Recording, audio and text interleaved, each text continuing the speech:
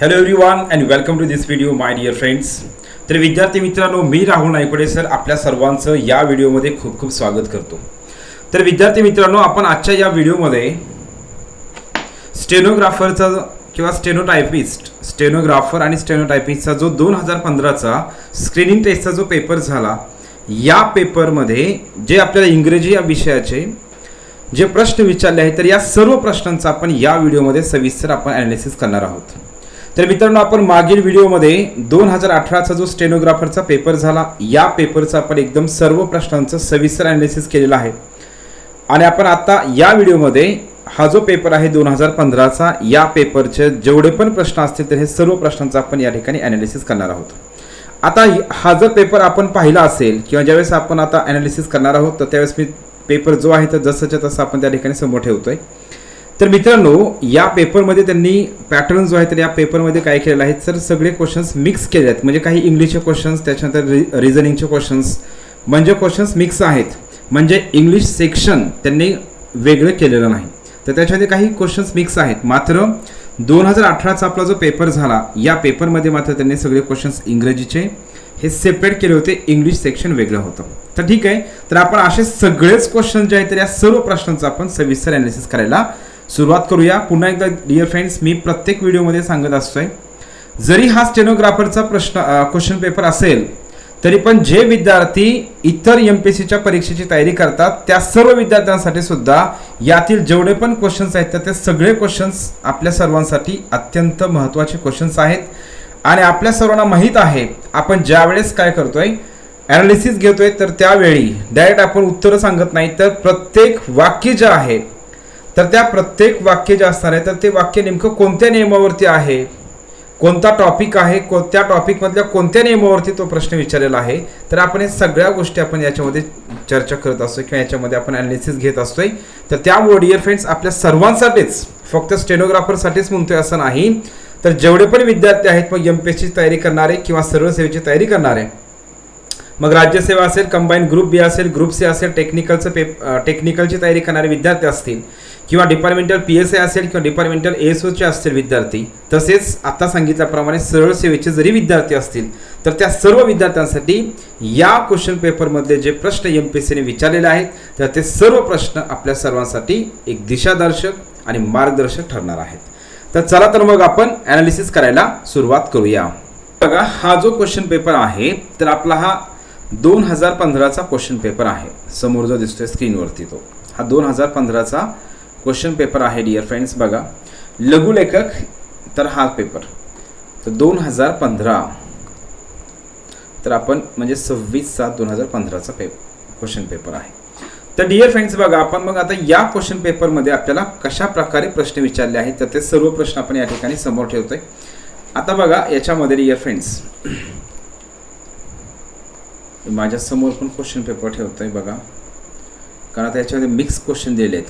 काही questions logical reasoning plus त्याच्यामध्ये dear friends काय केलेलं आहे, इंग्लिशचे पण दिले आहेत. चला, आपला इंग्रजीचा फक्त आणि फक्त आपण इंग्लिशचे क्वेश्चन्स या ठिकाणी आपण काय करतोय, ह्याच्यामधले डिस्कशन करणार आहोत, ॲनालिसिस करणार आहोत. बघा, या ठिकाणी every student passed his examination, everyone had to show their tickets. या ठिकाणी हा जो पहिला प्रश्न आहे, म्हणजेच याच्यामध्ये आता पहिला प्रश्न म्हणजेच या क्वेश्चन पेपरमध्ये दुसरा प्रश्न आहे, पण इंग्रजीचा पहिला प्रश्न. तर dear friends, every student passed his examination, आपल्याला प्रश्न विचाराय यापैकी कोणतं वाक्य बरोबर आहे. मग याच्यामध्ये डिअर फ्रेंड्स बघा, पहिलं जे वाक्य आहे तर पहिलं वाक्य बरोबर आहे का, every student passed his examination. बरं, आता हा प्रश्न जो आहे तर हा प्रश्न आपल्याला नेमका कोणत्या टॉपिकवरती विचारला आहे आणि राईट आहे का रॉंग आहे, तर हे कशावर ठरवणार आपण. तर या ठिकाणी लक्ष द्या, एव्हरी हा शब्द आहे, एव्हरी हे ॲडजेक्टिव्ह आहे या वाक्यामध्ये. याच्यामध्ये डिअर फ्रेंड्स काय असणार, याला आपण म्हणतोय डिस्ट्रीब्युटिव्ह ॲडजेक्टिव्ह. यामध्ये डिअर फ्रेंड्स बघा, एव्हरी स्टुडंट हे नाऊन आहे. मग एव्हरीचा नियम काय आहे, ईच असेल, एव्हरी असेल, आयदर असेल, नायदर असेल. या सर्व शब्दाच्या नंतर आपण येणारा नाऊन जे आहे तर सिंग्युलर नाऊन वापरतोय.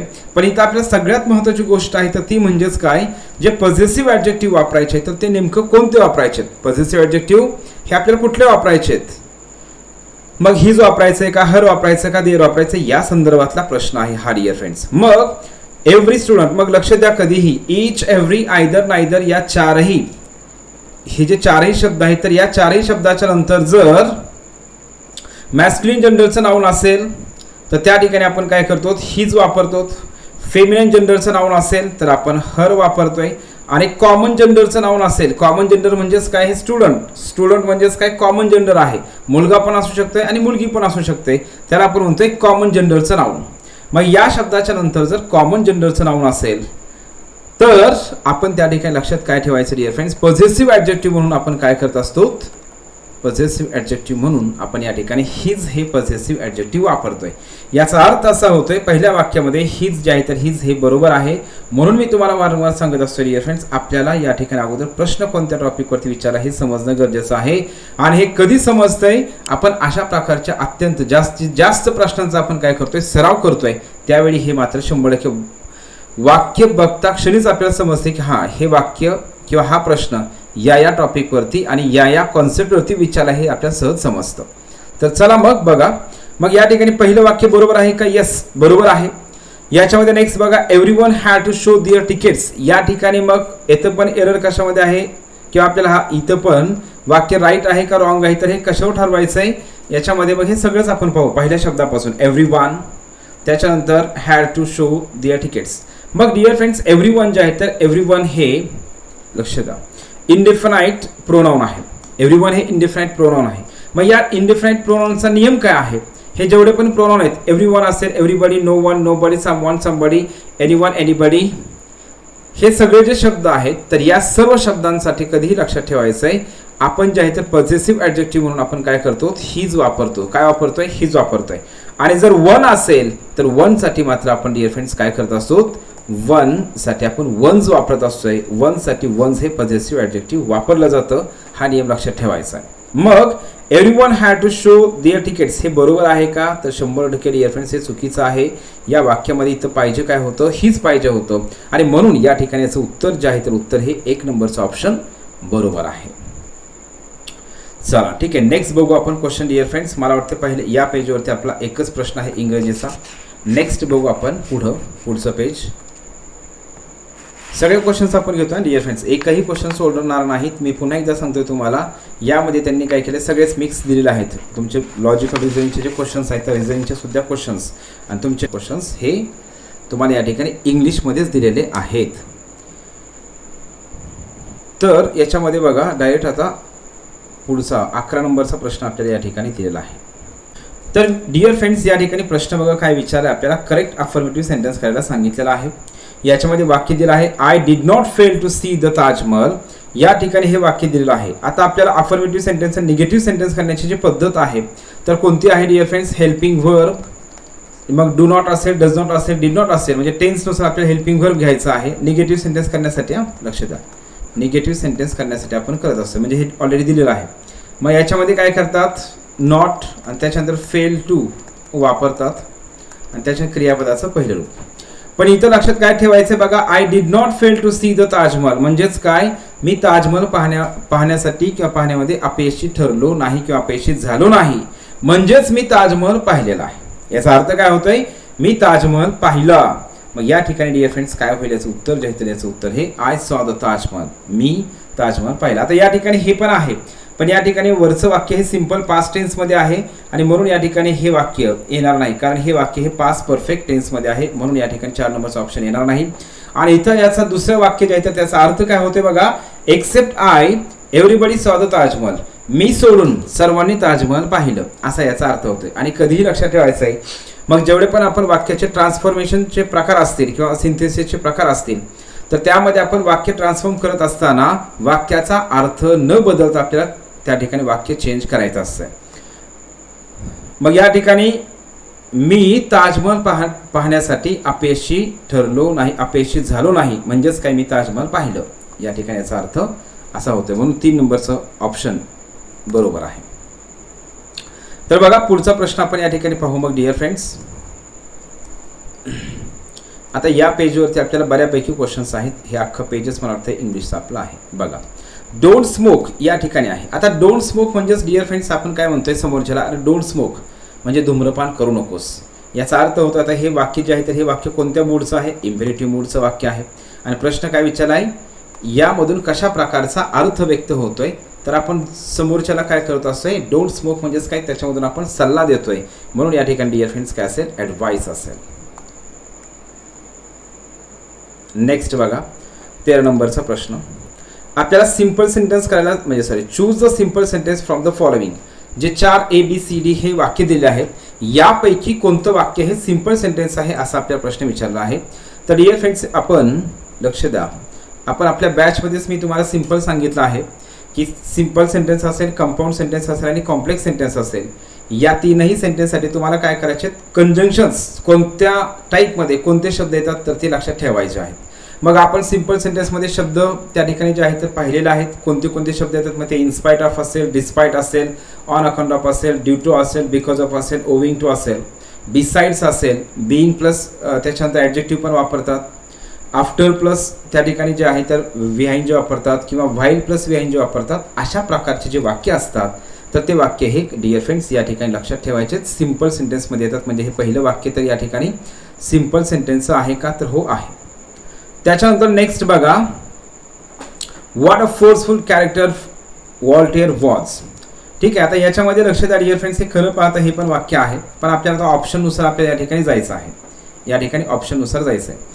त्याच्यानंतर next if he had not strict. आता इफचं वाक्य म्हणलं की आपल्याला सगळ्यांना माहीत आहे, इफ म्हणजे क्लॉजचं वाक्य आलं. इफ म्हणलं की हे कोणतं वाक्य झालं डिअर फ्रेंड्स, कॉम्प्लेक्स सेंटेन्स झालं. कोणतं आहे हे आहे कॉम्प्लेक्स सेंटेन्स. आणि त्याच्यानंतर नेक्स्ट आहे, the ordinary man seldom forgets to turn off the lights before he goes upstairs. मग या ठिकाणी बिफोर ने हे वाक्य म्हणजे याच्यामध्ये बिफोरचा हा क्लॉज आहे डिअर फ्रेंड्स, हा झाला सबऑर्डिनेट क्लॉज. म्हणजेच या ठिकाणी हे सुद्धा वाक्य कशाचं आहे, कॉम्प्लेक्स सेंटेन्सचं आहे. मग याच्यामध्ये लक्ष द्या, आपल्याला 100% आता बीचं आपल्याला समजा माहीत नाही. ठीक आहे, आपल्याला बी पण हे वाक्य आहे डिअर फ्रेंड्स, पण आता ऑप्शनचं आपल्याला बघायचं आहे. आता ए ऑप्शन तर 100% 101% काय आहे, सिंपल सेंटेन्स आहे, हे तर आपलं क्लिअर झालं. आता सी आणि डी हे तर काय आहेत, कॉम्प्लेक्स सेंटेन्स आहेत. मग ज्या ज्या ठिकाणी सी येत आहे तर ते ऑप्शन तर कटले म्हणायचं, हे पण कटलं, हे पण कटलं, डी पण कटलं. मग याच्यामध्ये डिअर फ्रेंड्स काय, आता ए तर 100% काय सिंपल सेंटेन्स आहे, म्हणून या ठिकाणी याचं उत्तर याचं उत्तर हे सिंपल सेंटेन्स या ठिकाणी डिअर फ्रेंड्स पहिलंच आहे. ठीक आहे, आता याच्या अशा प्रकारचेही वाक्य त्या ठिकाणी येतात, पण आता याच्यामध्ये दिलेल्या पर्यायापैकी डिअर फ्रेंड्स काय, पहिलं ऑप्शनच या ठिकाणी बरोबर आहे.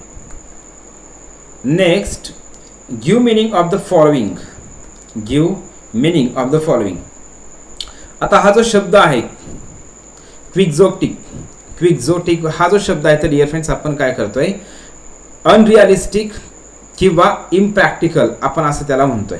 मग याच्यामध्ये काय करायचं, याचा मिनिंग काय होते, अनरिअलिस्टिक म्हणजे अवास्तववादी, अवास्तव असलेलं. मग याला काय लक्षात ठेवायचं डिअर फ्रेंड्स, याच्यामध्ये आहे रोमॅन्टिक आणि इम्प्रॅक्टिकल असा त्याचा अर्थ या ठिकाणी होतोय. नेक्स्ट आहे टू टेक आफ्टर. आता लक्ष द्या, आपल्याला टेक केअर आपल्याला माहित आहे, पण टू टेक आफ्टर म्हणजेच काय असेल dear friends, to take after या इडियमचा अर्थ होतो to be similar in appearance. म्हणजे याचा अर्थ काय होतोय, to be similar in appearance असा याचा या इडियमचा अर्थ होतोय. त्याच्यानंतर नेक्स्ट बघा, eat good food that you may live longer. आता डिअर फ्रेंड्स लक्षात कधीही ठेवायचं आहे, तर या ठिकाणी बघा that you may live longer हा जो या ठिकाणी जे आहे तर या ठिकाणी बघा that you may live longer. मग सबऑर्डिनेट क्लॉजची सुरुवात जर दॅटने सुरुवात झाली असेल आणि त्याच्यामध्ये जर मे आणि माईट असेल तर कधीही लक्षात ठेवायचं आहे, त्या वाक्यामधून पर्पज व्यक्त केला जातो. काय व्यक्त करतात, पर्पज व्यक्त करतात, हे लक्षात ठेवायचं आहे. आणि अशाच प्रकारचं वाक्य हे 2021चा जो राज्यसेवेचा पेपर झाला तर या 2021च्या राज्यसेवेच्या पेपरमध्ये आपल्याला अशाच प्रकारचं वाक्य विचारलं आहे. तर हे कधीही लक्षात ठेवायचं आहे, काय दॅटने सुरू होणाऱ्या क्लॉजमध्ये जर मे किंवा माईट असेल तर त्या वाक्यामधून पर्पज व्यक्त केला जातो, नंबर 1. नंबर 2, अशा वाक्याचा जर मूड विचारला असेल तर त्या वाक्याचा मूड हा सबजंक्टिव्ह मूड असतो. काय असते, सबजंक्टिव्ह मूड असतो. आणि त्या वाक्याचा जर क्लॉज विचारला तर त्या वाक्याचा क्लॉज हा ॲडव्हर्ब क्लॉज ऑफ पर्पज असतो. हे आपल्याला या ठिकाणी डिअर फ्रेंड्स लक्षात ठेवायचं आहे. चला, हे झालं आपलं. मग याच्यामध्ये पुढच्या पेजवरती बघा मग डिअर फ्रेंड्स या ठिकाणी क्वेश्चन्स.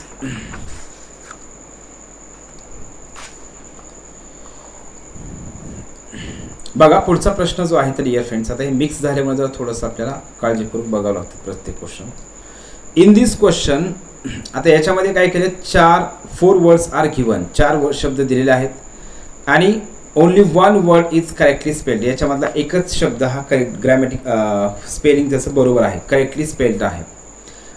तर याच्यामध्ये डिअर फ्रेंड्स मग या ठिकाणी जे आहे तर या ठिकाणी सुपरसेट हा जो आहे तर हा शब्द या ठिकाणी बरोबर आहे.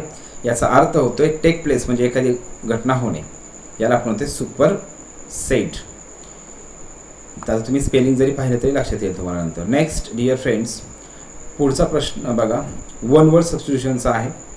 A hater of learning and knowledge. आता लक्षात द्या, कधीही लक्षात ठेवायचं आहे मिसो हा जो शब्द आहे तर कधीही लक्षात द्या डिअर फ्रेंड्स. आपल्याला काय करायचं या ठिकाणी कधीही लक्षात ठेवायचं काय, जे रूट वर्ड्स असतात तर रूट वर्ड्स लक्षात ठेवले तुम्ही तर बऱ्यापैकी आपल्याला त्याची मदत होते नंतर अशा प्रकारचे प्रश्न विचारल्यावर. मिसो या शब्दाचा अर्थ होतो हेट, म्हणजे आपण हेट्रीड फिलिंग, ठीक आहे, हेट. आणि त्याच्यानंतर लक्ष द्या लॉजिस्ट. लॉजिस्ट हा जो शब्द असतोय, लॉजिस्ट या शब्दाचा अर्थ होतो या ठिकाणी डिअर फ्रेंड्स नॉलेज, लॉजिस्ट, ठीक आहे. मग आता याच्यामध्ये लक्ष द्या डिअर फ्रेंड्स, लॉजिस्ट हा शब्द आपण नॉलेज संदर्भात वापरतोय. मग नॉलेजचा तिरस्कार करणारा म्हणजेच काय, मिसोलॉजिस्ट. या ठिकाणी डिअर फ्रेंड्स याचं उत्तर हे आहे. आता इथं या ठिकाणी लक्ष द्या, मिसोजिनिस्ट. गॅमी हा जो शब्द आहे तर गामी या शब्दाचा अर्थ काय होतो, हा शब्द रिलेटेड आहे मॅरेज रिलेटेड वर्ड्स असतो. गॅमी हा शब्द मॅरेज रिलेटेड वर्ड आहे, मॅरेज रिलेटेड. मग हे आपल्याला अशा प्रकारे काय करायचे डिअर फ्रेंड्स लक्षात ठेवायचं. बिब्लो हा जो शब्द आहे तर बिब्लो हा शब्द बुक संदर्भात असतो. हे आपल्याला अशा प्रकारे काय करायचंय तुम्हाला लक्षात ठेवायचे आहेत. म्हणजे रूट वर्ड्स लक्षात ठेवले की तुम्हाला त्या ठिकाणी त्याचा फायदा पुढे परीक्षेसाठी होतो. तर डिअर फ्रेंड्स त्याचं उत्तर आहे मिसोलॉजिस्ट हे.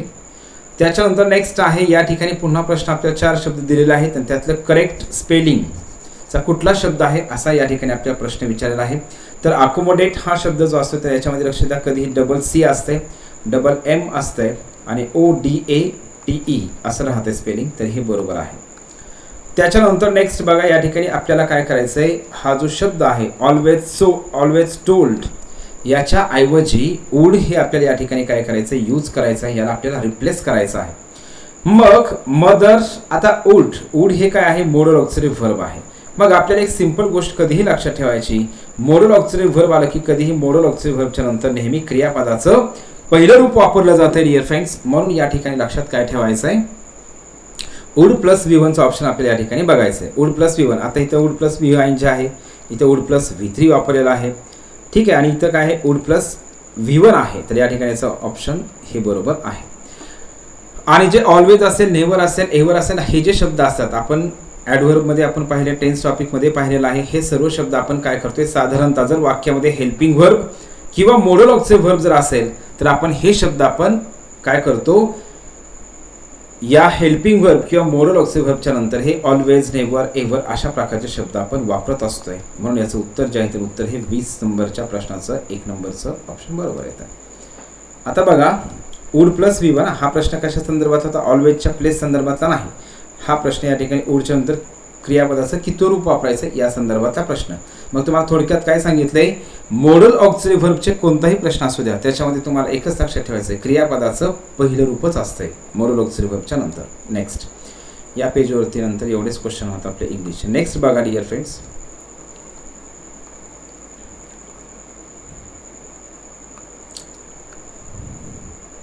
चोवीस नंबरचा प्रश्न आहे आपला इंग्लिशचा. तर याच्यामध्ये डिअर फ्रेंड्स तर बघा कॉम्प्लेक्स सेंटेन्स, इथं आपल्याला काय केलं, change following sentence into complex. जे वाक्य आपल्याला दिलं आता हे वाक्य बघा, coming to Kolhapur one can't get away without visiting Chappal Galli.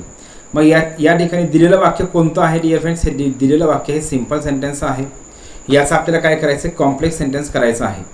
मग कॉम्प्लेक्स आपल्याला सेंटेन्स करत असताना वाक्याचा एकतर अर्थही बदलला नाही पाहिजे, पण दुसरी गोष्ट महत्त्वाची, आपण कॉम्प्लेक्स सेंटेन्सला काय जे सबऑर्डिनेटिंग कंजंक्शन असतात तर कॉम्प्लेक्स सेंटेन्स हे सबऑर्डिनेटिंग कंजंक्शनने सुरू होते. मग यातलं एकच वाक्य कोणतं आहे, पहिलं बघा इफ, याच्यामध्ये इफ हे सबऑर्डिनेटिंग कंजंक्शन आहे. बाकीच्या ह्याच्यामध्ये जे आहे तर याच्यामध्ये लक्ष द्या, हे पहिलं एकच वाक्य कॉम्प्लेक्स सेंटेन्स आहे. तर हे बाकीचं हे पण वाक्य जसं आहे तसंच याच्यामध्ये काय केलं डिअर फ्रेंड्स दिलेलं आहे, पण हे वाक्य नकारार्थी आहे तर हे होकारार्थी दिलं आहे, ठीक आहे. हे पण येणार नाही. याच्यामध्ये in Kolhapur one cannot get away without visiting chappals गल्ली. मग या ठिकाणी हे पण वाक्य काय आहे डिअर फ्रेंड्स, सिंपलच आहे. By coming to Kolhapur one can get away visiting Chappal Galli. हे पण सिम्पल सेंटेन्सेस आहे, पण वाक्याचा अर्थही या ठिकाणी चेंज होतो. तर या ठिकाणीचं उत्तर कोणतं आहे डिअर फ्रेंड्स? 1 नंबरचं ऑप्शन हेच फक्त काय आहे? कॉम्प्लेक्स सेंटेन्स आहे. ठीक आहे. तर या ठिकाणी बघा या पेजवरती पण हाच प्रश्न आहे आपला इंग्लिशचा. त्याच्यानंतर नेक्स्ट डिअर फ्रेंड्स, गैरसमज करून घेऊ नका. याच्यामध्ये मी आपण क्वेश्चन एक पेज सोडून देतोय असं नाही. तर तुम्हाला काय केलं, मिक्स क्वेश्चन दिल्यामुळे आपल्याला या ठिकाणी इंग्लिशचेच क्वेश्चन्स बघावे लागत आहेत. बघा 31 नंबरचा क्वेश्चन, आता हा इंग्लिशचा क्वेश्चन आहे. या ठिकाणी आपल्याला डिअर फ्रेंड्स काय प्रश्न विचारलाय बघा डिअर फ्रेंड्स, थोडंसं लहान करतो.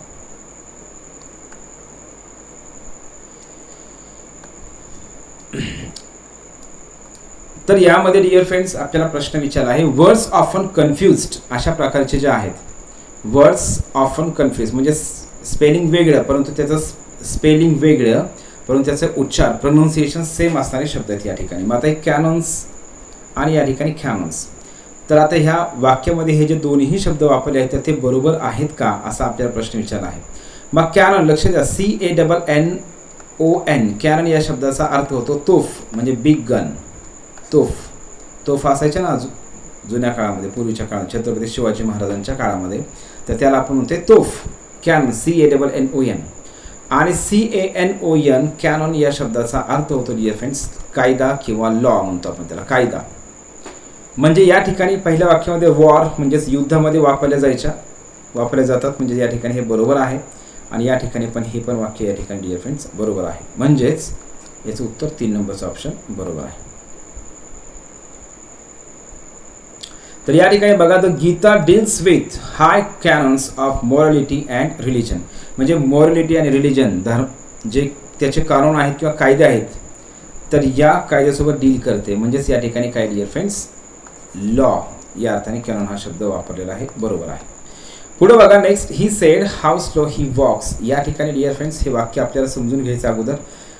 या ठिकाणी हे रिपोर्टिंग वर्ब हे पास्ट टेन्समध्ये आहे. नंबर 1 आपल्याला हे रिपोर्टिंग वर्ब कधीही लक्षात ठेवायचं आहे.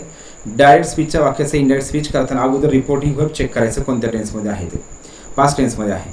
पुढे नंतर चेक करायचं की त्या वाक्यामध्ये कोणता वाक्याचा प्रकार आहे. आता हाऊ स्लो ही वॉक्स असं पाहिजे होतं वाक्य, ठीक आहे असू द्या. How slow he walks. तर या ठिकाणी आपल्याला इनडायरेक्ट स्पीच करायचं आहे. मग हे वाक्याचा प्रकार कोणता आहे? Exclamatory sentence. एक्सक्लेमेटरी सेंटेन्सच्या वाक्याचं इनडायरेक्ट स्पीच करताना आपण एक्सक्लेम्ड हे रिपोर्टिंग वर्ब वापरतो. आणि त्याच्यानंतर वाक्य जोडण्यासाठी आपण दॅट वापरतोय. काय वापरतो? दॅट वापरतो. दॅट वापरल्याच्यानंतर कधीही लक्षात ठेवायचं आहे करता घ्यायचा असतोय. काय घ्यायचं आपल्याला? करता घ्यायचा आहे, सब्जेक्ट घ्यायचा असतो. हे आपल्याला इथे लक्षात ठेवायचं आहे. आणि त्याच्यानंतर जर दिलेलं वाक्य हे सिम्पल प्रेझेंट टेन्समध्ये असेल तर आपण त्याचा सिम्पल पास्ट टेन्स करत असतोय. आता हे तर आपलं माहीत आहे, ठीक आहे.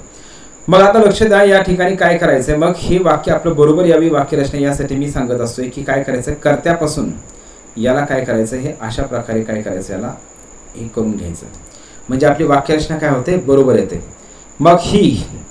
मग या ठिकाणी काय होईल, मग ही एक्सक्लेम दॅट ही वॉकचं काय करायचं डिअर फ्रेंड्स, V2 वापरायचं आहे. वॉक हे सिम्पल प्रेझेंट टेन्समध्ये आहे. मग सिम्पल प्रेझेंटचा बदल आपण इनडायरेक्ट स्पीच करताना सिम्पल पास्ट करत असे, वॉक्ड ED लावला आपण त्याला.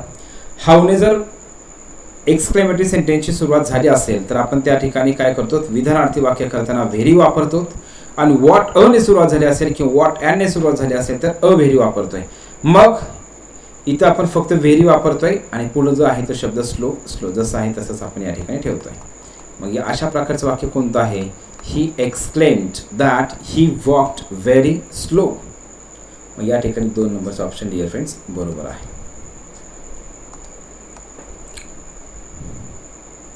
नेक्स्ट बघा, टू पुल द स्ट्रिंग्स असा आपल्याला या ठिकाणी याचा अर्थ होतो. मग टू पुल द स्ट्रिंग्सचा अर्थ होतो dear friends, to pull the strings म्हणजेच काय म्हणतो आपण, हँडल करणे किंवा कंट्रोल करणे. मग त्यालाच आपण काय म्हणतो डिअर फ्रेंड्स, मॅनिप्युलेट करणे. म्हणजेच एखाद्या गोष्टीला एखाद्या व्यक्तीला कंट्रोल करणे किंवा हाताळणे याला आपण म्हणतो मॅनिप्युलेट. मग टू पुल द स्ट्रिंग्स म्हणजेच मॅनिप्युलेट करणे. नेक्स्ट बघा, the report did not find favour. मग did not find favour with असते, फेवर सोबत आपण काय वापरतो, विथ वापरतोय. म्हणजेच या ठिकाणी डिअर फ्रेंड्स 2 नंबरचा ऑप्शन बरोबर. नेक्स्ट बघा,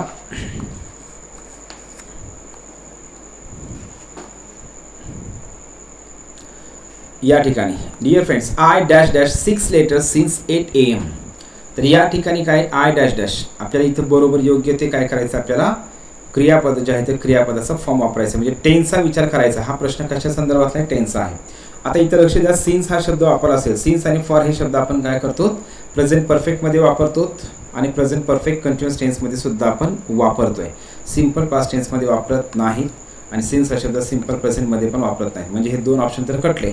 राहिला प्रश्न हे का आहे, पण आपल्याला म्हणायचं आहे का इथं मी 8 वाजल्यापासून 6 लेटर्स लिहिले, मी 8 वाजल्यापासून 6 पत्र लिहिले आहेत असं म्हणायचं आहे या ठिकाणी. म्हणून याचं उत्तर आहे हॅव रिटन. हे या ठिकाणी बरोबर येत आहे. आणि हॅव बीन रायटिंग जर लिहिलं तर त्याचा अर्थ काय होतोय, मी 8 वाजल्यापासून 6 पत्र लिहित आलेलो आहे किंवा लिहित आहे.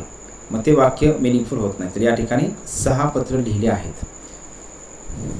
नेक्स्ट बघा, इथंही काय केलं आहे, आपल्याला 4 शब्द दिलेले आहेत आणि यापैकी कोणता शब्द इनकरेक्ट स्पेल्ड आहे. मग या ठिकाणी चुकीची त्याची स्पेलिंग आहे, तर असं या ठिकाणी विचारलं आहे. तर आता अलॉट हा जो शब्द आहे अलॉट, तर याचा आपण ईडी लावताना काय करतो, अलॉटेड.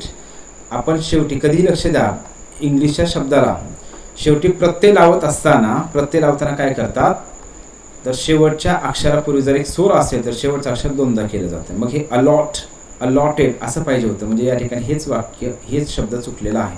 मग याचं उत्तर काय आहे डिअर फ्रेंड्स, हाच शब्द चुकीचा आहे, स्पेलिंग याचं चुकलेलं आहे. म्हणजे याचं उत्तर हे आहे. मग याचं स्पेलिंग काय पाहिजे होतं, मी आता लिहिलं होतं ते अलॉटेड. ठीक आहे, तर हे झालं आपलं याचं उत्तर. नेक्स्ट बघा, तर आपल्याला पुढचा प्रश्न आहे डिअर फ्रेंड्स या ठिकाणी डिफाय. तर आता याच्यामध्ये लक्ष द्या, हे DEFY, डिफाय म्हणजेच काय, विरोध करणे असं असतंय. आणि डिफी, तर या ठिकाणी लक्ष द्या, डेटी DRETY, डेटी जे आहे तर डेटी हा शब्द याच्यापासून आहे. डेटी म्हणजेच काय, देवता. आणि डिफाय म्हणजेच काय असतं डिअर फ्रेंड्स, पूजा करणे किंवा आराधना करणे, देव म्हणून पूजणे. याचा अर्थ काय होते, देव म्हणून पूजणे. याचा अर्थ या ठिकाणी लक्षात काय ठेवायचं, मग याचा मिनिंग काय होईल, मग वर्शिप म्हणजेच पूजा करणे, वर्शिप म्हणजेच पूजा करणे, फेस म्हणजे सामना करणे असते, फ्लॅटर म्हणजे स्तुती करणे, खुशामत करणे, आणि चॅलेंज म्हणजे आव्हान झालं. म्हणजे या ठिकाणी याचं उत्तर 2 नंबरचा ऑप्शन पूजा करणे हे बरोबर आहे. आणि डिफायचा अर्थ होत असतो डिअर फ्रेंड्स विरोध करणे, DEFY हा लक्षात ठेवा. नंतर next, this road dash dash from Mumbai to Pune, म्हणजे हा रोड जातोय. तर आता याच्यामध्ये डिअर फ्रेंड्स ही नेहमीची आहे, आज जातो उद्या जाणार नाही का नाही. म्हणजेच या ठिकाणी हा जे आहे तर हे दररोजचे आहे, नेहमीच आहे, सत्य आहे. आणि म्हणून या ठिकाणी रॅन वापरता येणार नाही, इज रनिंग वापरता येणार नाही, हॅज रन वापरता येणार नाही. जी क्रिया किंवा आपल्याला समजा जनरल ट्रूथ सांगायचंय, युनिव्हर्सल ट्रूथ सांगायचंय, सायंटिफिक ट्रूथ सांगायचंय, तर त्यासाठी आपण काय करतो, V1 वापरतो, म्हणजे सिंपल प्रेझेंट टेन्स वापरतो. आणि हा रस्ता मुंबई पासून पुण्याला जातो, या अर्थाने या ठिकाणी काय डिअर फ्रेंड्स, रन्स म्हणजे सिंपल प्रेझेंट टेन्स मध्ये हे वाक्य असायला पाहिजे, कारण हे सत्य आहे. आणि सत्य जर असेल तर आपण काय करतोय, ते सिंपल प्रेझेंट टेन्स मध्ये सांगत असतो. म्हणून याचं उत्तर हे 2 नंबरचं ऑप्शन बरोबर आहे. नेक्स्ट बघा, 39 नंबरचा प्रश्न आपल्याला या पेपरमध्ये तुमच्या लक्षात आला असेल डिअर फ्रेंड्स, तुम्हाला प्रश्न जे आहेत प्रश्न हे वर्ड्स ऑफन कन्फ्युज्ड याच्यावरती पण विचारले आहेत आणि अशाही प्रकारचे आपल्याला या ठिकाणी शब्द विचारले आहेत. आता फ्रेंडली आणि वॉर्म यासाठी कुठला शब्द असेल, फ्रेंडली आणि वॉर्म या 4 शब्दापैकी प्लीजिंग, हॅपी, जॉयस आणि जेनियल. आता dear friends, joyous, pleasing, happy जवळजवळ 3ही शब्दाचं मीनिंग सेमच होतंय. ठीक आहे. Ashok has got a friendly disposition. Disposition याचा अर्थ डिअर फ्रेंड्स होतो स्वभाव किंवा नेचर म्हणतो आपण, स्वभाव. मग फ्रेंडली नेचर म्हणजे आपल्याला काय म्हणायचं या ठिकाणी डिअर फ्रेंड्स, लक्षात ठेवायचं, आनंदी चेअरफुल म्हणायचं आहे, आनंदी चेअरफुल म्हणायचं आहे. मग या ठिकाणी आनंदी म्हणायचं आहे. तर जेनियल हा जो शब्द आहे, तर जेनियल या शब्दाचा अर्थ पण काय होतो डिअर फ्रेंड्स, चेअरफुल, आनंदी असाही होतोय. आणि त्याच्यानंतर या ठिकाणी लक्ष द्या, आणि इथं काय, Ashok has got a friendly disposition. आता याच्यामध्ये अर्थ काय होतोय, फ्रेंडली डिस्पोजिशनचा अर्थ होतो डिअर फ्रेंड्स स्वभाव म्हणजे सुस्वभाव. याला काय म्हणतो आपण, मग फ्रेंडली डिस्पोजिशनचा अर्थ काय होतोय, सुस्वभाव. म्हणजे या ठिकाणी जेनियलचा अर्थ होतोय स्वभाव, सुस्वभाव, या अर्थाने आपण जेनियल हा शब्द वापरतोय. म्हणून याचं उत्तर काय झालं डिअर फ्रेंड्स, 1 नंबरचा ऑप्शन बरोबर. आता कॉन्फिडन्स हा जो शब्द आहे, तर कॉन्फिडन्स हा शब्द कन्फाइंड या क्रियापदापासून बनतोय. ठीक आहे, कॉन्फिडन्स. आता कॉन्फिडन्स हा जो शब्द आहे डिअर फ्रेंड्स, हा शब्द काय, कॉन्फिडन्स हे नाउन आहे. काय आहे, कॉन्फिडन्स हे नाउन आहे आणि हे कशापासून बनते, कन्फाइंड या क्रियापदापासून बनतंय.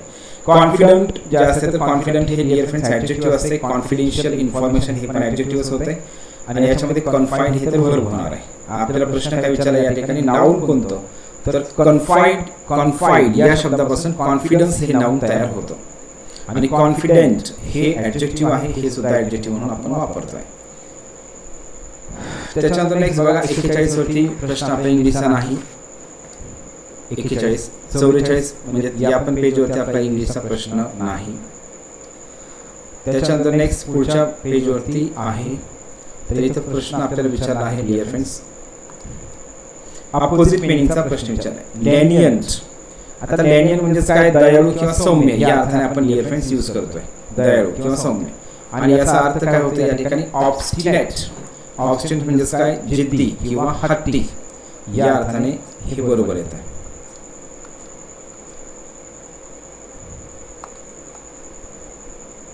नेक्स्ट बघा पर्सनल. आता हे जे पर्सनल शब्द जो आहे तर इथे लक्षात ठेवायचं आहे, पर्सनल म्हणजे आपण वैयक्तिक म्हणतोय आणि पर्सनल PERSONNEL पर्सनल म्हणजे या ठिकाणी डिअर फ्रेंड्स काय असतात, जे आहेत तर कर्मचारी. You should not interfere in one's personal affairs.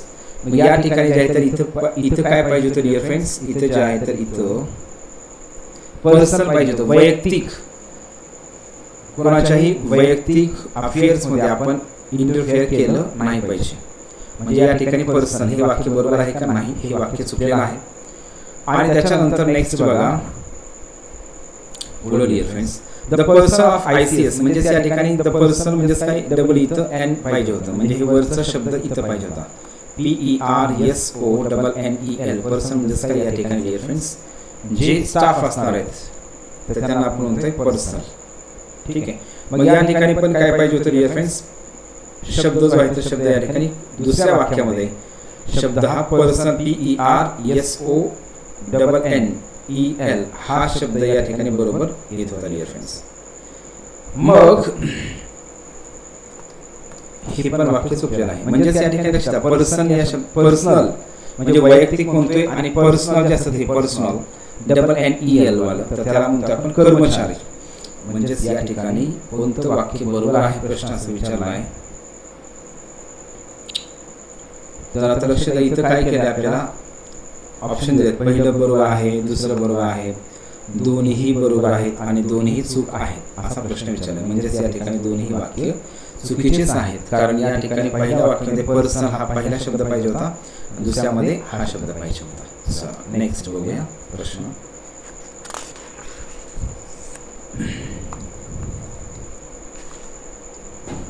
बघा डिअर फ्रेंड्स, या ठिकाणी we must not laugh at him या वाक्याचं आपल्याला पॅसिवाइज करायला सांगितलंय. आता या वाक्यामध्ये ऑब्जेक्ट कोणता आहे, हिम हे ऑब्जेक्ट आहे. आपल्याला या ठिकाणी पॅसिवाइज करत असताना काय करायचं, मग वाक्याची सुरुवात कशाने करायची, हिम हे ऑब्जेक्ट आहे म्हटल्याच्यानंतर आपण वाक्याच्या सुरुवातीला घेतल्यावर ते काय होत असते, प्रथमामध्ये घ्यायचं असतं आपल्याला. कशामध्ये, प्रथमामध्ये घ्यायचं आहे. मग ही घेतलं, मस्त काय करायचं डिअर फ्रेंड्स, मस्त मस्त ठेवायचं असते. मोडल ऑफ व्हर्बचं पॅसिवाइज करताना जो मोडल ऑफ व्हर्ब असतो तोच ठेवायचा असतो. हे वाक्य नकारार्थी आहे म्हणून काय केलं आपण, नॉट वापरलं. आणि मोडल ऑफ व्हर्बचं पॅसिवाइज करत असताना सिंपल आहे स्ट्रक्चर. लक्ष द्या, अगोदर आपण ऑब्जेक्ट घेतो, त्याच्यानंतर जे मोडल ऑफ व्हर्ब वाक्यामध्ये आहे तेच घ्यायचं आहे, त्याच्यानंतर काय करायचं, बी वापरायचं आहे, आणि त्याच्यानंतर क्रियापदाचं तिसरं रूप वापरायचं आहे.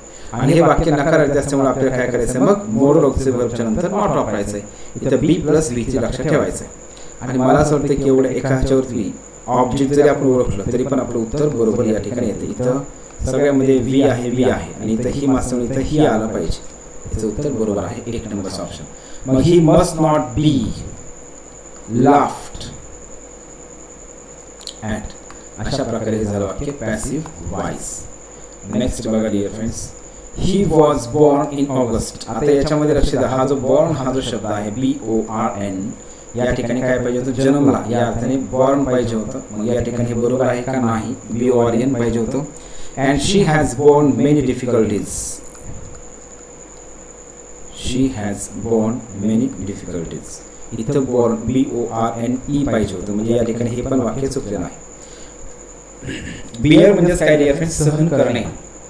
बिअर म्हणजेच आपण या ठिकाणी म्हणतोय सहन करणे, या अर्थाने आपण या ठिकाणी यूज करतोय. ठीक आहे. मग इथं दोन्ही या ठिकाणी डिअर फ्रेंड्स चुकीचे शब्द वापरलेले आहेत.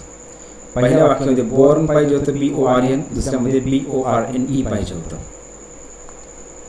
आता लक्ष द्या, या ठिकाणी बिअर हा जो शब्द आहे तर बिअर या शब्दाचे हे रूप आहेत. बिअर, BORE बोर आणि BORNE बोर्न. तर या ठिकाणी bear, bore, born. To give, आता हा शब्द जो आहे तर लक्ष द्या डिअर फ्रेंड्स, कधीही लक्षात ठेवायचं आहे.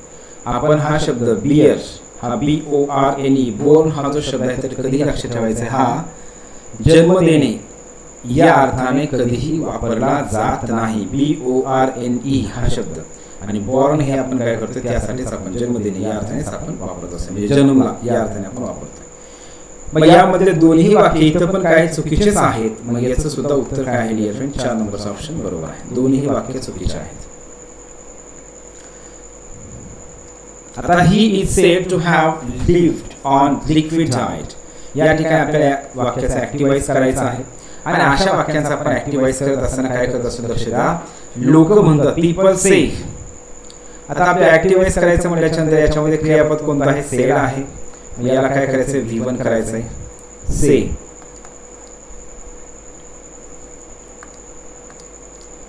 ठीक आहे.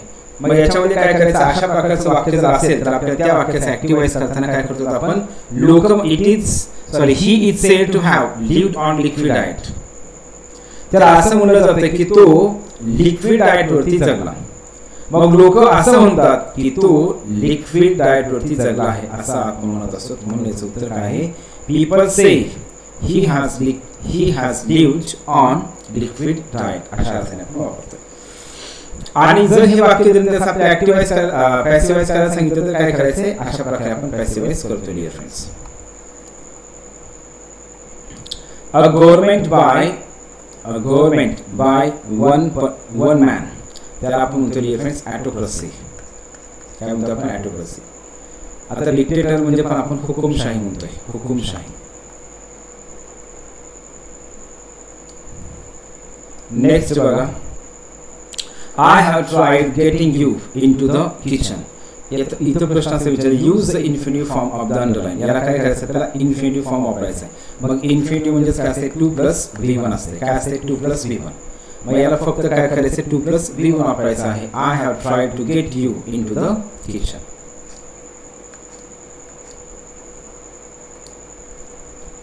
ते वाक्य जसं आहे तसंच ठेवायचं, फक्त VING जिथं आहे त्याच्याऐवजी आपल्याला 2+V1 वापरायचं आहे. बघा पुढचा प्रश्न 58 नंबरचा. The king acted most. आता या ठिकाणी जे आहे ते लक्ष द्या, कायदेशीर पद्धतीने म्हणतोय आणि ज्युडिशियसली म्हणजे या ठिकाणी काय म्हणतो आपण, चतुराईने. काय म्हणतो आपण, चतुराईने या अर्थाने या ठिकाणी 2 नंबरचा ऑप्शन बरोबर येते. नेक्स्ट बघा, a person who does not believe in any religion. जो व्यक्ती कोणत्याही धर्मामध्ये विश्वास ठेवत नाही, कुठल्याही धर्मावरती विश्वास ठेवत नाही, तर अशा व्यक्तीला आपण या ठिकाणी काय म्हणतोय, तर डिअर फ्रेंड्स रेशनलिस्ट. काय म्हणतो आपण त्याला, रेशनलिस्ट असं आपण त्याला म्हणत असतो. ठीक आहे. Next, pick out the correct word for the following. मग याच्यामध्ये बघा, प्रोफिशियंट इन सेव्हरल लँग्वेजेस म्हणजे निरनिराळ्या भाषांमध्ये, अनेक भाषांमध्ये काय जे आहे तर त्या ठिकाणी निपुण असणे, त्याला आपण म्हणतो डिअर फ्रेंड्स, लक्ष द्या. आता याच्यामध्ये काय असणार, मल्टीलिंग्वल म्हणायचे का लिंग्विस्ट म्हणायचे, हा एक त्याच्यामध्ये काय आहे प्रश्न आहे. तर ज्याला नॉलेज आहे बऱ्याच भाषांचं त्याला आपण लिंग्विस्ट म्हणतोय. आणि मल्टीलिंग्वल म्हणजे काय, that person who can speak more than 2 languages. जो 2 किंवा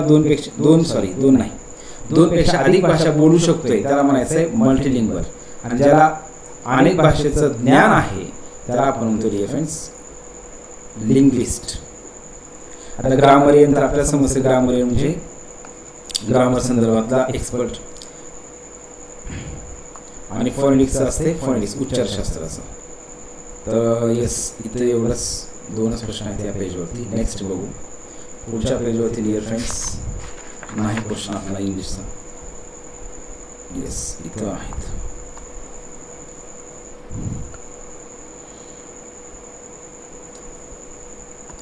बघा 71 नंबरचा प्रश्न. Choose the appropriate article to fill in the blank. इथं आपल्याला आर्टिकल वापरायला सांगितले.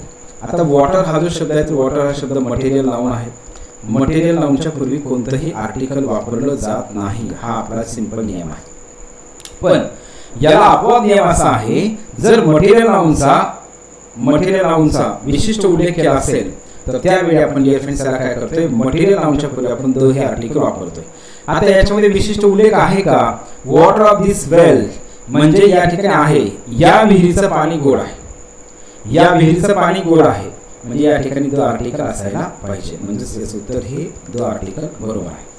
आणि आपण फक्त म्हणतो ना, मी दररोज पाणी पितो, I drink water every day. मग ड्रिंक वॉटर, मग वॉटर हा शब्द काय केले त्या ठिकाणी जनरली वापरला, म्हणून त्या ठिकाणी कोणतंही आर्टिकल येणार नाही. नेक्स्ट बघा, हा प्रश्न खूप डिअर फ्रेंड्स महत्त्वाचा आहे आणि जेवढा दिसतोय तेवढा सोपा नाही. मोहन बॉक्स. आपल्या इथं फक्त मेन गोष्ट लक्षात ठेवायची, इथं टू कधी वापरायचं आणि व्हेरी कधी वापरायचं. टू जे आहे तर टू हे आपण निगेटिव्ह अर्थाने वापरतो आणि व्हेरी हा जो शब्द आहे तर तो पॉझिटिव्ह अर्थाने आपण वापरत असतो.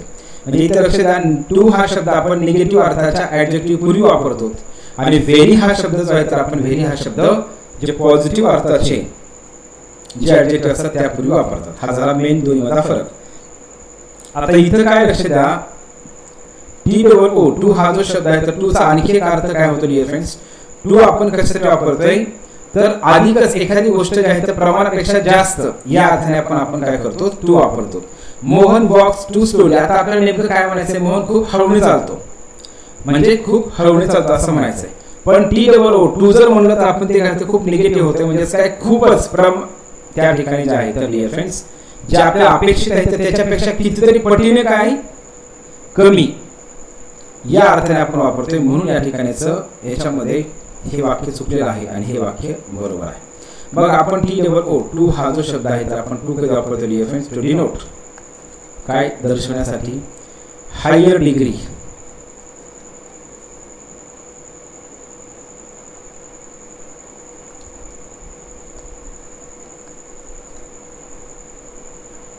हायर डिग्री दॅन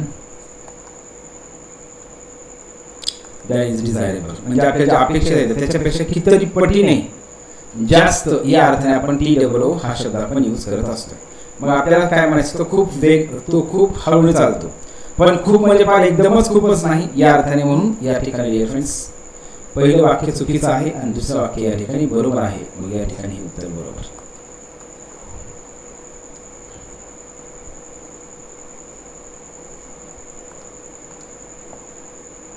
आता आपण म्हणतो आपण द वॉटर इज, लक्ष जातं या ठिकाणी आपल्याला म्हणायचं हे पाणी खूप थंड आहे.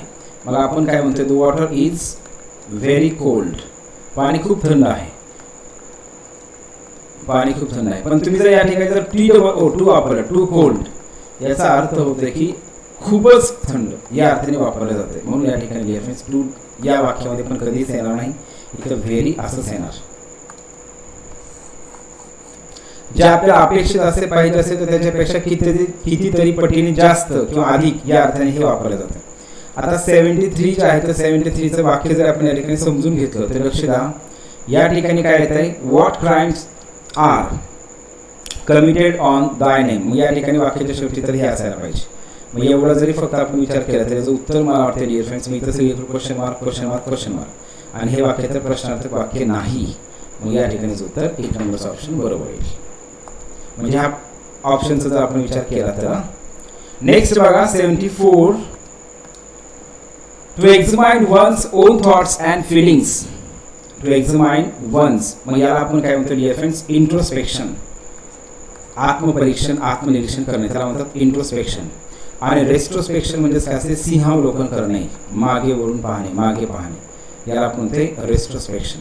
आता मेडिटेशन तर आपल्याला सगळ्यांना समजतंय, रिफ्लेक्शन म्हणजे रिफ्लेक्ट होणं. तर या ठिकाणीचं उत्तर आहे इंट्रोस्पेक्शन. नेक्स्ट बघा पुढचा प्रश्न.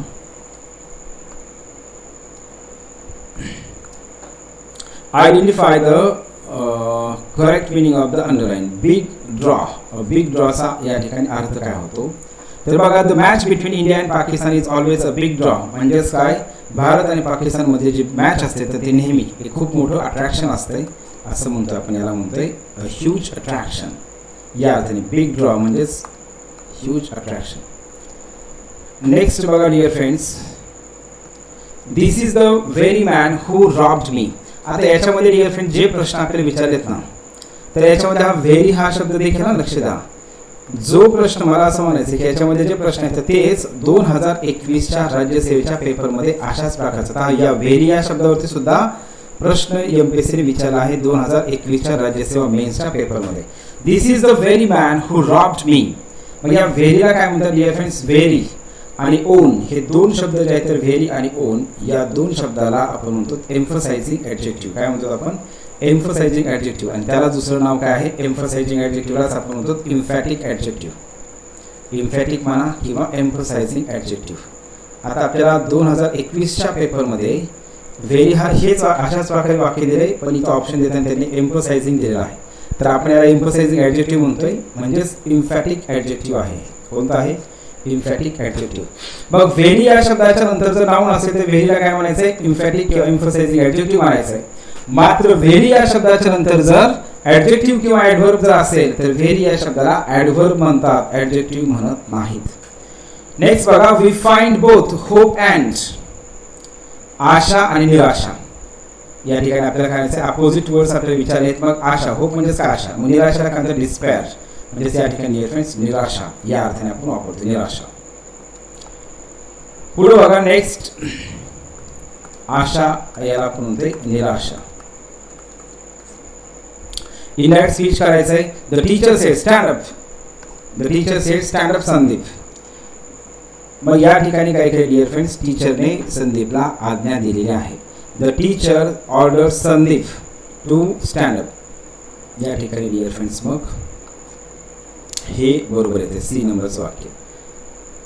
आता हे the teacher told Sandeep to stand up. या ठिकाणी काय ऑर्डर केलेलं आहे म्हणून या ठिकाणी ऑर्डर वापरतोय. मग आज्ञार्थी वाक्याचं इनडायरेक्ट स्पीच करताना आपण ऑर्डर, रिक्वेस्टेड, ॲडवाइस अशा प्रकारचे रिपोर्टिंग व्हर्ब्स वापरत असतो. पण याच्यामध्ये काय, the teacher sed stand up Sandeep म्हणजे याच्यामध्ये काय केले? आज्ञा केलेली आहे, विनंती केलेली नाही. म्हणून या ठिकाणी सी नंबरचं ऑप्शन, सी हे वाक्य बरोबर आहे. तर याचं ऑप्शन आहे उत्तराचं ओनली सी. पुढचा प्रश्न बघा, मेनी स्टुडंट्स आर पुअर. आता कधीही लक्षात ठेवायचं आहे, मेनी हा जो शब्द आहे तर मेनी या शब्दाच्या नंतर प्लुरल नाउन आणि प्लुरल हेल्पिंग व्हर्ब वापरतात. आणि मेनी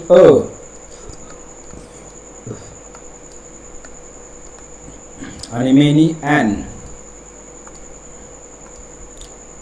मेनी आणि मेनी ॲन या दोन्ही शब्दाच्या नंतर सिंग्युलर नाउन वापरायचं आणि येणारं हेल्पिंग व्हर्ब सुद्धा सिंग्युलर हेल्पिंग व्हर्ब वापरायचं आहे. मग मेनी आणि मेनी ॲनच्या नंतर सिंग्युलर नाउन आणि सिंग्युलर हेल्पिंग व्हर्ब. या ठिकाणी मेनी आहे, मग इथं स्टुडंट्स आहे. मग स्टुडंट्स हा शब्द या ठिकाणी डिअर फ्रेंड्स प्लुरल वापरला आहे आणि इथं हेल्पिंग व्हर्ब पण प्लुरल वापरले, म्हणजे हे वाक्य चुकलेलं आहे. आणि मेनी स्टुडंट इज पुअर या ठिकाणी हे बरोबर आहे. तर याच्यामधलं उत्तर मग बरोबर आहे, 2 नंबरचं वाक्य बरोबर आहे. नाउन पण सिंग्युलर पाहिजे आणि हेल्पिंग व्हर्ब पण सिंग्युलर आहे. नाउन पण सिंग्युलर आहे आणि हेल्पिंग व्हर्ब पण सिंग्युलर आहे, म्हणून या ठिकाणी हे वाक्य बरोबर आहे. त्याच्यानंतर येस पुढचा प्रश्न बघा. आता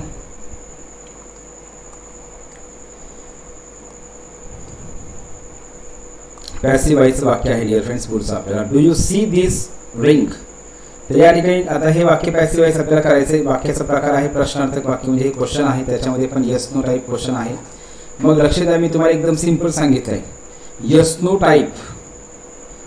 टाईप क्वेश्चनची जर सुरुवात डू डजने झाली असेल तर त्या प्रश्नाचं पॅसिव्ह व्हॉइस करताना कधीही लक्षात काय ठेवायचं आहे? साधं तुम्हाला सांगितलं होतं एम इज आरने पॅसिव्ह व्हॉइसची सुरुवात करायची. हा झाला आपला एकदम सिंपल शॉर्टकट.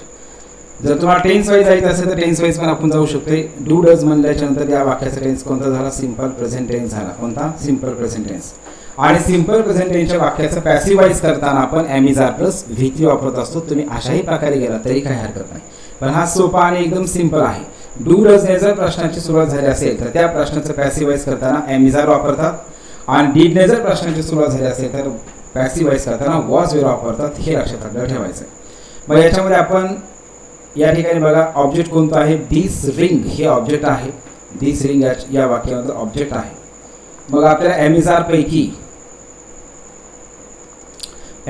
पैकी दिस रिंग साठी आपण काय वापरणार? इज वापरणार. म्हणजे या ठिकाणी इज घेतलं, इज दिस रिंग.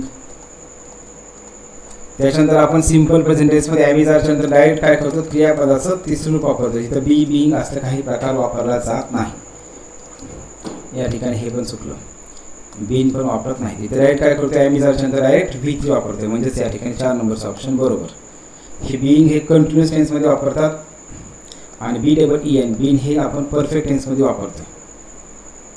याचं उत्तर हे 4 नंबरचं ऑप्शन बरोबर आहे. नेक्स्ट बघा, apples on our tree are not yet ripe. म्हणजेच आमच्या जे सफरचंदाचे झाड आहे त्याच्यावरचे जे सफरचंद आहेत ते अजूनही अद्यापही पिकलेले नाहीत. तर या ठिकाणी डिअर फ्रेंड्स, ॲपल्स कोणते? ॲपल्स?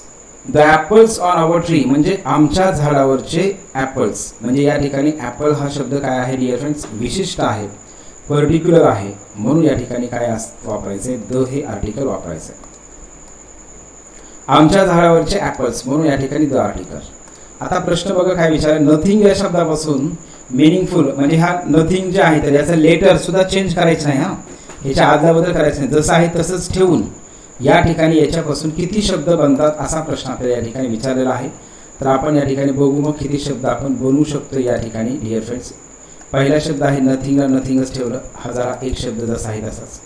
दुसरा शब्द आहे नो, तिसरा शब्द आहे नॉट, चौथा शब्द आहे डिअर फ्रेंड्स थिंग. कुठला? थिंग हा एक शब्द याच्यामध्ये आहे. आणि त्याच्यानंतर मग या ठिकाणी आपण हाय असंही म्हणतोय. म्हणजे या ठिकाणी जवळजवळ डिअर फ्रेंड्स 5 शब्द या नथिंग या शब्दापासून जसे लेटर्स आहेत तर ते लेटर्स चेंज न करता 5 शब्द आपण यापासून मिनिंगफुल बनवू शकतो. यांची ऑर्डर जशी आहे तशीच. नथिंग जसं लिहिले तसंच. मग आपण काय करायचं? नो, नंतर नॉट घेतलं, नंतर नथिंग थिंग घेतलं, आणि नंतर नथिंग. म्हणजे याचं उत्तर हे 5 नंबरचं ऑप्शन या ठिकाणी बरोबर. 2 नंबरचं ऑप्शन बरोबर आहे. त्याच्यापासून आपण 5 शब्द मिनिंगफुल बनवू शकतोय. ठीक आहे, याच्यावरती मग हे बाकीचे प्रश्न आहेत तुमचे रिझनिंगचेच आहेत. त्याच्यानंतर पुढच्या या पेजवरती पण आपले इंग्लिशचे क्वेश्चन्स नाहीत. हां, या पेजवरती मात्र आहेत. बघा इथं पण पहिला 90 नंबरचा प्रश्न आपला इंग्लिशचा नाही. तर याच्यामध्ये बघा, choose the correct alternative from the given below. तर या ठिकाणी इफ आय ज्यावेळेस आपल्याला काल्पनिक बोलायचं असेल तर काल्पनिक बोलताना कधीही लक्षात ठेवायचं आहे वॉज वापरत नाहीत, तर इफ आयच्या नंतर वेअर वापरतात लक्षात ठेवायचं आहे. आणि पुढं वुड प्लस V1. मग या ठिकाणी if I were you I would not lose temper. जर मी तुझ्या जागी असतो तर मी टेम्पर लूज केलेलं नसतं. म्हणजे या ठिकाणी डिअर फ्रेंड्स पुढं इफ आयच्या नंतर कधीही लक्षात ठेवायचं काल्पनिक बोलताना वेअर वापरतात. आणि मग त्या ठिकाणी कुठलाही करता असेल इफ आयच्या नंतर काल्पनिक बोलताना करता जरी सिंग्युलर असेल तरी पण वेअरच वापरायचं. नेक्स्ट बघा, आपल्याला इथे विचारलंय transform the following sentence from compound to simple. कंपाऊंडचं सिंपल करायला सांगितलं, कंपाऊंडचं सिंपल करायला सांगितलं आहे. मग या ठिकाणी बघा कंपाऊंड सेंटेन्स आहे का? हे तर आहे नाही, तर दिसतंय आपल्याला. ठीक आहे, कंपाऊंड सेंटेन्स आहे. तर आपल्याला सिंपल सेंटेन्स करायचं. काय करायचं आपल्याला? याचं सिंपल सेंटेन्स करायचं आहे. मग लक्ष द्या, ही लॉन्च अँड इंडिपेंडंट पार्टनरशिप. आता हे अशा प्रकारचं वाक्य जर दिलं असेल तर अशा वाक्याचं सिंपल सेंटेन्स करण्याची पद्धत असते.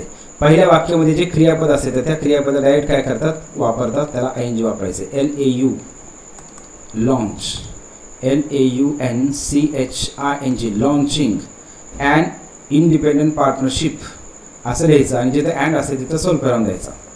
ठीक आहे. मग अशा प्रकारचं वाक्य कोणतं आहे? तर याच्यामध्ये एकच आहे. मग ऑन लॉन्चिंग या ठिकाणी डिअर फ्रेंड्स हे बरोबर आहे. On launching an independent partnership his dealings reach the bracket of $500,000.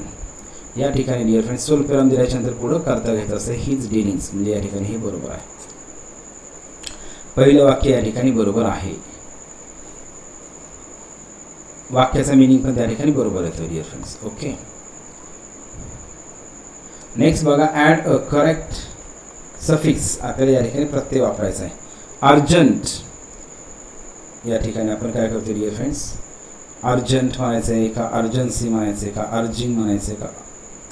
ठीक आहे, आणि इथं प्रश्न काय केला लक्ष द्या, नाऊन आपल्याला बनवायचं आहे.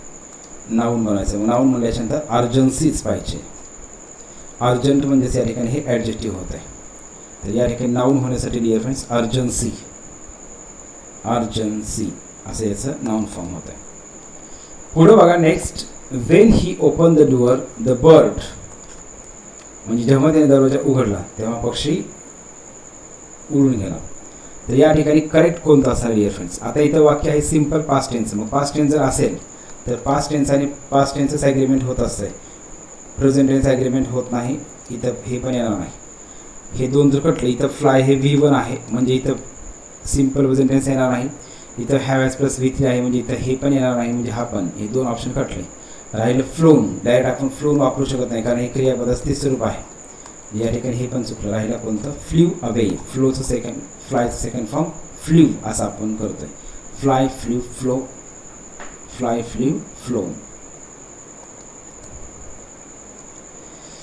नेक्स्ट बघा, या ठिकाणी व्हेरी फ्यूचं वाक्य दिलं आहे आणि आपल्याला त्याचं काय करायला सांगितलं, CD करायला सांगितलेलं आहे. मग व्हेरी फ्यूच्या वाक्याचं आपण CD करत असताना कधीही लक्षात ठेवायचं, CD करताना आपण एकतर दॅन मेनी ऑदर करतोय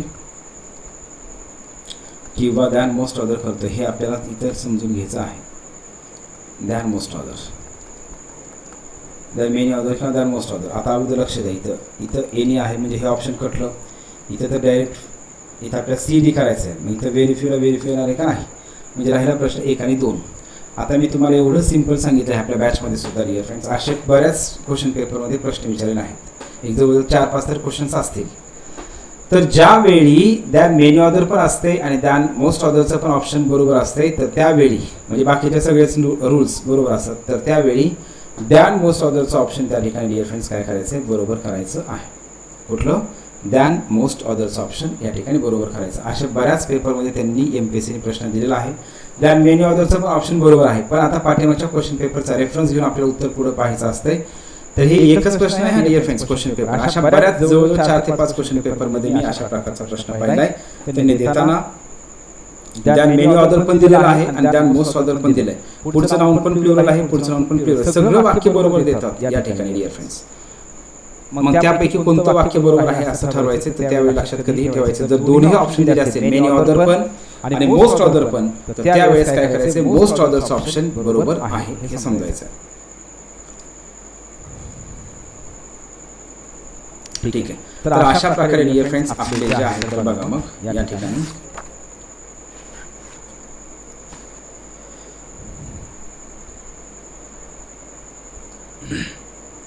तर डिअर फ्रेंड्स मग आपण अशा प्रकारे हा जो 2015चा पेपर आहे स्टेनोग्राफरचा, तर या पेपरमधले सर्व प्रश्न आपण सविस्तर त्यांचा आपण अनालिसिस केलेला आहे.